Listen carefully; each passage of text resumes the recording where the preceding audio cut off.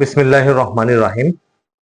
গত পর্বের ধারাবাহিকতায় আমরা পলিটিক্স এবং বেসিক রিকোয়ারমেন্টস, বাংলাদেশ পার্সপেক্টিভস এবং বেসিক প্রবলেমস এই বিষয়গুলো নিয়ে আলোচনা করেছি। তারই ধারাবাহিকতা আজকে আলোচনা করব যে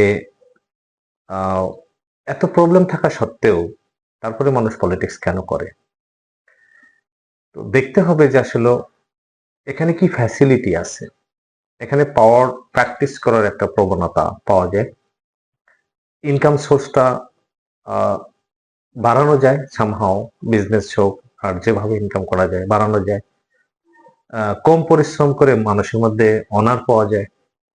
তো কিছু ফ্যাসিলিটি তো আছেই, এর জন্য মানুষ এখানে চলে আসে।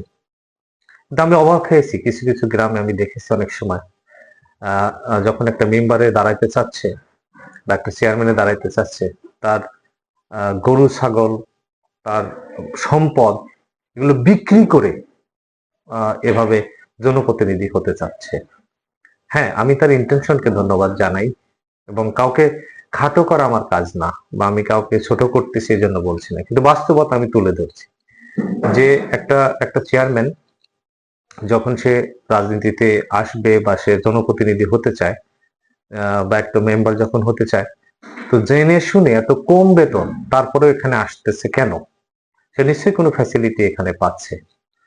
তো এখন দেখতে হবে যে আপনি কি এই যে জনগণের খেদমত করতে চাচ্ছেন, আপনি এখন গরু বিক্রি করে দিয়ে টাকা নিয়ে খেদমত করতেছেন, মানুষের বাড়িতে যাচ্ছেন, আপনার জমি বিক্রি করে দিয়ে যাচ্ছেন।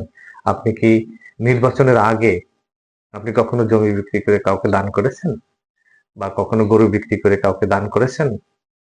যদি করে থাকেন তাহলে মনে করবো অ্যাকচুয়ালি আপনার মানুষের প্রতি অত্যাধিক উদারতা, যে উদারতা আপনার জমি বিক্রি করে দিয়ে আপনি স্যাটিসফাই হতে পারছেন না।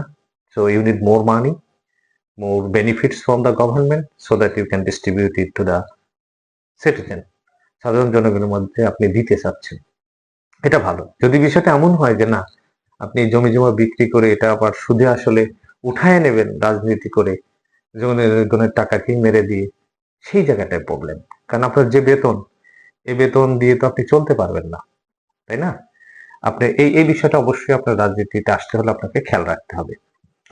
আর যদি বেতনের কথা বলি, আপনাদের হয়তো কিউরিসিটি জাগতে পারে। আমি যেটুকু পড়ালেখা করে পেয়েছি যে একজন ইউপি চেয়ারম্যানের অ্যারাউন্ড 10,000 মতো স্যালারি, বা তার কাছাকাছি, আমি এক্সাক্ট বলতে পারবো না, এর কাছাকাছি হয়তো 50% বা তার কাছাকাছি আসে ইউপি পরিষদ থেকে, আর বাদ বাকি হয়তো গভর্নমেন্ট থেকে আসে। সেটা আমার খুবই কম, 4,000 টাকার মতো আসে।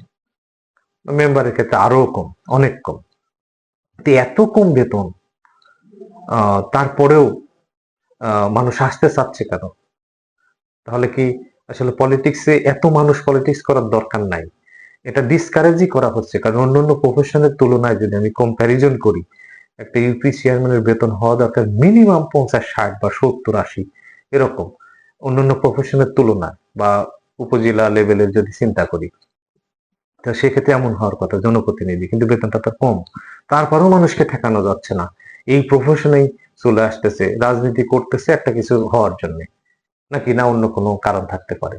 তো এত কম বেতন হওয়া সত্ত্বেও মানুষ এখানে আসছে, কারণ এখানে নিশ্চয়ই কোনো এক্সট্রা ফ্যাসিলিটি আছে যার জন্য মানুষ এখানে পাগল হয়ে যাচ্ছে, তাই না? আপনি এমন কোনো, আপনি 50, 60 হাজার টাকার বেতনের সুযোগ পাওয়া সত্ত্বেও আপনি সেটা বাদ দিয়ে এগুলো করতে আসবেন? আসবেন না। তা এখানে কেন আসছে? তাহলে এই কারণগুলো এখানে লক্ষ্য করা যায়। তো যদি আপনি সৎ থাকেন এখানে, বা আপনি জনগণের টাকা নেবেন না, তা আপনি তো ফকির হয়ে যাবেন, কমপ্লিটলি ফকির হয়ে যাবেন। একজন ইউনিয়ন পরিষদের চেয়ারম্যানের চা খাওয়াইতে 2, 4, 10, 20 হাজার টাকা চলে যায় মানুষের পিছনে, বেতনটা চা খাওয়াতেই চলে যাবে। তাহলে তো সে তার সংসার চালাবে কিভাবে? কিন্তু এই প্রফেশনটা তো আপনার অ্যাকচুয়ালি সদকা জারিয়া প্রফেশন। সরকারও তাই, যেভাবে টাকা স্যালারি দিচ্ছে তাদের তাই মনে হচ্ছে যে এটা এটা এটা তারাই করবে যাদের অর্থ সম্পদ আছে, এমনি মানুষকে দান করে, তাদের এই প্রফেশনের উপর ডিপেন্ড করে তার সংসার চলতে হবে, এই ব্যক্তিগুলো এই প্রফেশনে আসার কোনোই দরকার নাই। তো এটাই বোঝানো হচ্ছে, প্যাসিভলি তো তাই বোঝানো হয়।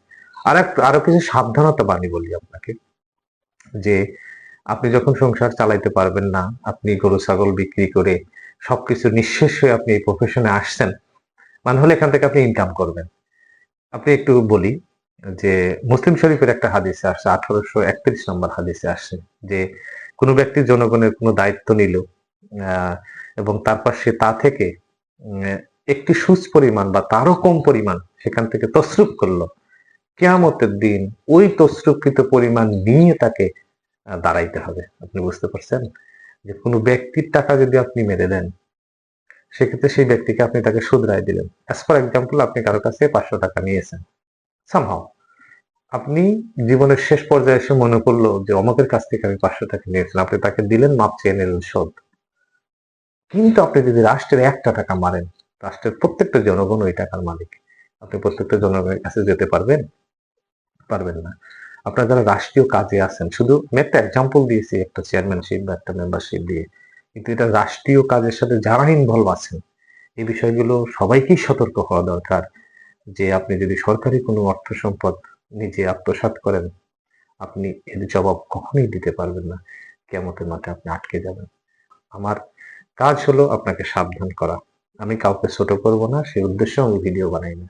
আপনাকে সাবধানতা করাই আমার কাজ। ধন্যবাদ।